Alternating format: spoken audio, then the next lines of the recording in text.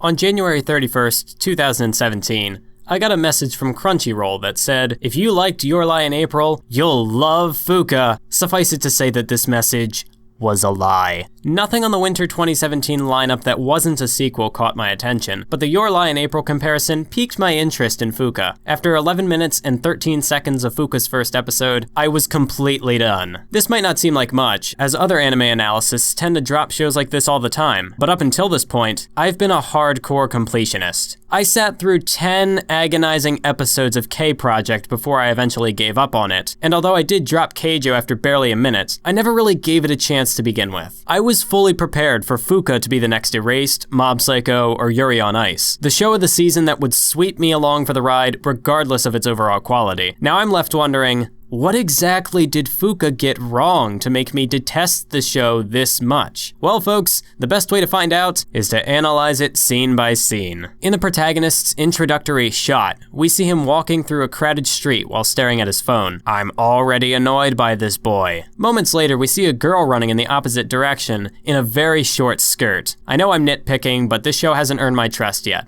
If the show can win me back, the nitpicks fall to the wayside. Blue-haired girl screams, "Out of the way!" and then jumps over a roadblock and straight into our protagonist. In the next shot, we see that she could have easily run around this barrier if she wasn't so damn impatient. I'm already annoyed by this girl. Blue-hair tries to excuse herself by saying that her warning somehow legitimizes her actions. At this point, we get our first panty shot of the episode. Shy Guy averts his gaze, and Blue-hair triggers her inner tsundere. Since Shy Guy's too awkward to explain himself, Blue-hair steals his phone and throws it on the ground. Then she slaps him, but we just have to get another panty shot in beforehand. Also, how is this justified? Shy Guy is a victim of circumstance here. You were the one who ran into him in the first place. I could maybe justify the slap, but property damage? Your recklessness put yourself in the situation to begin with. And what about this guy? Why the fuck are you holding your phone like that? It's no wonder she thinks you're a pervert. Both of these characters are morons. What baffles me the most is the way that this scene is framed. The actions themselves play out like a standard rom-com, but nothing is framed in the over-the-top style that usually indicates, haha, this is a funny moment, wasn't that just hilarious? Instead, we get extra emphasis on how dramatic this scene is. There's no background music, and the sound effects are fairly straightforward. Instead of trying to punctuate comedy or emotion, the scene plays out like a regular moment in time. The crowd mumbles incoherent gossip in the background, and a few people even take pictures of our incapacitated protagonist. So, was this supposed to be emotional? It clearly wasn't meant to be funny, but these characters are too insane for me to take seriously. Cue the OP and the show has already lost me. But let's adhere to my foolish assumption of,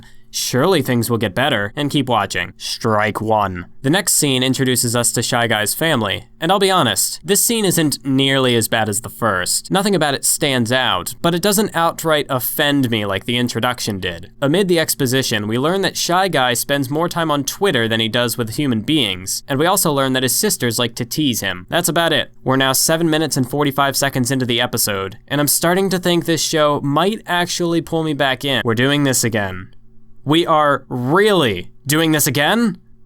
Panty shot number 3. Only this time, Shy Guy actually takes a photo. So when Blue-hair asks to see his phone, Wait. Now you're asking for his phone? Why didn't you do that in the first place? Were you in too much of a hurry to act like a human? If that's not the case, then why are you asking now? Oh, right. Because repeating the same exact scene would be boring, right, Fuuka? Right, Fuuka? Strike 2. So now both characters have a stake in the conflict, which leads to a brief scuffle that ends with Shy Guy dropping his phone off of the building. He does nothing to explain himself, nothing to apologize. He doesn't even call her out for being a jerk the previous day. Instead, he drops his phone and immediately leaves to find it. Blue-hair decides to help him find his phone, and the two have a brief conversation that tells us Blue-hair doesn't have a phone and she likes listening to CDs. That's about it. We are now 10.5 minutes in, and this girl's half naked. Why is she half naked? It's her house, so I guess she doesn't care. That would complement what we saw of her during the second scene, I suppose, so I'll let this one slide. But this show hasn't given me anything to praise so far. My nitpicks from earlier haven't been balanced out either. Why am I still watching this fucking show? Now the little sister is half naked. This tells me nothing about her other than she might be an actual idiot. This is the kind of fan service I detest. It adds nothing to the story, and you can't even say that it's comedy for the sake of balancing out drama. There is no drama. This team knows that their product sucks, so they're trying to bait me with pointless pandering. Now the oldest sister's barely clothed. Strike 3, I'm done. Shy Guy exits the scene, and I exit the episode.